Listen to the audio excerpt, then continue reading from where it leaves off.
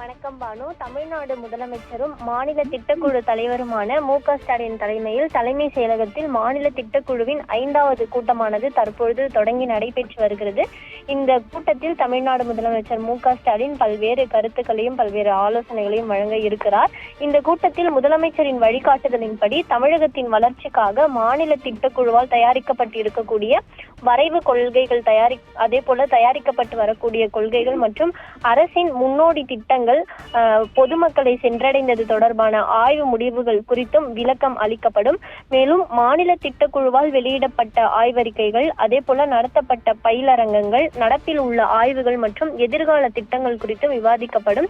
மேலும் மாநில திட்டக்குழுவின் துணைத் தலைவர் ஜெயரஞ்சன் 4வது திட்டக்குழு கூட்டத்தில் முதலமைச்சரின் அறிவுரைகளின்படி மேற்கொள்ளப்பட்ட பணிகள் மற்றும் மாநில திட்டக்குழுவில் மேற்கொள்ளப்படும் செயல்பாடுகள் குறித்து விவரிப்பார். தற்போதைய நிலையை பொறுத்தவரையில் கலை, கலாச்சாரம் மற்றும் தமிழ் மொழி கொள்கை, நீர்பெருக்கத்திற்கான கொள்கை, வேலைவாய்ப்பு கொள்கை, கழிவு மேலாண்மை கொள்கை, நிலையான நில பயன்பாட்டு கொள்கை, அதே போல நாய்களை கட்டுப்படுத்துவதற்கான மேலாண்மை மற்றும் ஒழுங்குமுறைக்கான கொள்கை, வீட்டு வசதி கொள்கை உள்ளிட்ட கொள்கைகள் குறித்து விவாதிக்கப்பட இருக்கிறது பானு.